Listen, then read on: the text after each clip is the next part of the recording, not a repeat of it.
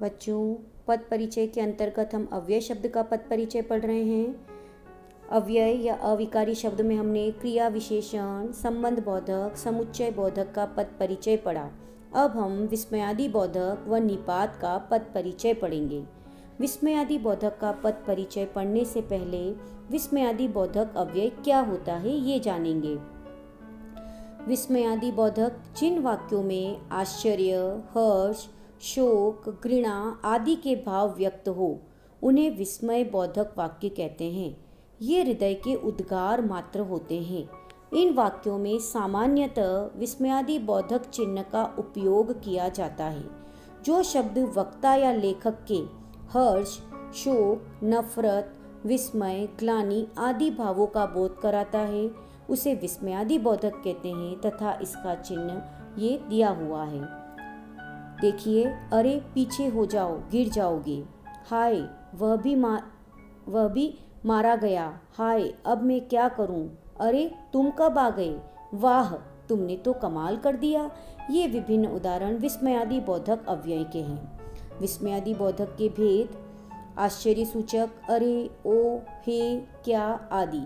उल्लास व हर्ष सूचक वाह, आहा, खूब, बहुत अच्छा। शोक सूचक हाय, आह, उफ, हाय राम। घृणा सूचक छी, धिक्कार, हट। चेतावनी सूचक हटो, बचो, सावधान, खबरदार आदि। स्वीकृति अच्छा, ठीक, बहुत अच्छा आदि। प्रशंसा सूचक शाबाश, सुंदर, बहुत बढ़िया आदि। संबोधन हे, अरे, सुनो आदि। ध्यान देने योग्य बात: विस्मयादि बोधक का पद परिचय देते समय दो बातें बतानी पड़ेगी। पहला, विस्मयादि बोधक का भेद तथा दूसरा, विस्मयादि बोधक शब्दों के द्वारा कौन सा भाव प्रकट किया गया है।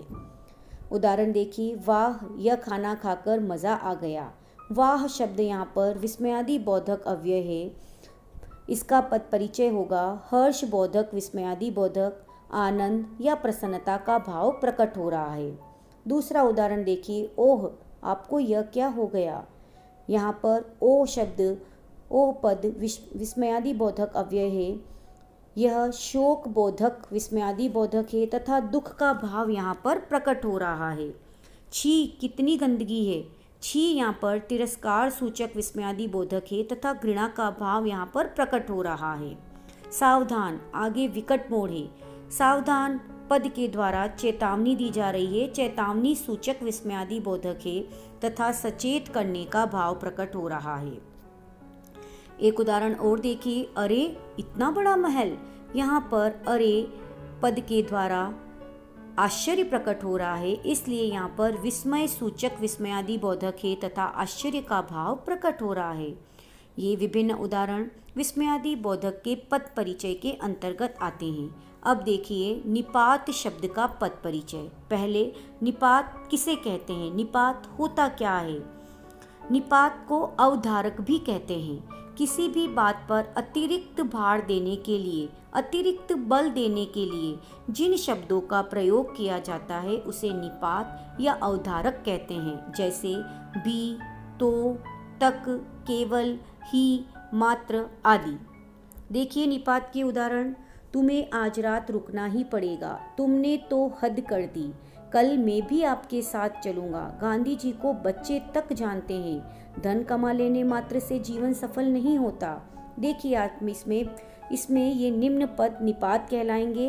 ही, तुम्हें आज रात रुकना ही पड़ेगा। ही, तो, भी, तक, मात्र, ये आदि पद जो पद है इन वाक्यों में ये निपात कहलाएंगे। निपात का पद परिचय कैसे देते हैं? नौकरी मात्र से कुछ नहीं होगा, कुछ काम भी करना पड़ेगा। मात्र यहाँ पर निपात अव्यय है। नौकरी संज्ञा पद पर बल देने का कार्य यहाँ पर कर रहा है। मैं तो उससे परिचित भर हूँ। इस वाक्य में तो और भर दो निपात थे। पहला निपात तो निपात अव्यय में सर्वनाम पद पर बल देने का प्रकार्य कर रहा है। दूसरा भर निपात क्रियापद पर बल देने का कार्य कर रहा है। इस प्रकार हमने अव्यय पद के अंतर्गत क्रिया विशेषण, संबंध बोधक, समुच्चय बोधक, विस्मयादि बोधक व निपात के पद परिचय के बारे में पढ़ा। क्रिया विशेषण में हमने देखा कि इसका पद परिचय देते समय इसका भेद व किस क्रिया की विशेषता बताई जा रही है उसका उल्लेख करना पड़ता है। संबंध बोधक के अंतर्गत संबंध बोधक का भेद व किन शब्दों से उसका, किन पदों से उनका संबंध है उसका उल्लेख करना पड़ता है। समुच्चय बोधक के अंतर्गत भेद बताना पड़ता है कि वह समानाधिकरण है या व्यधिकरण समुच्चय बोधक है तथा वह किन दो वाक्यांशों, वाक्यों या शब्दों को जोड़ रहा है, मिला रहा है उसका उल्लेख करना पड़ता है।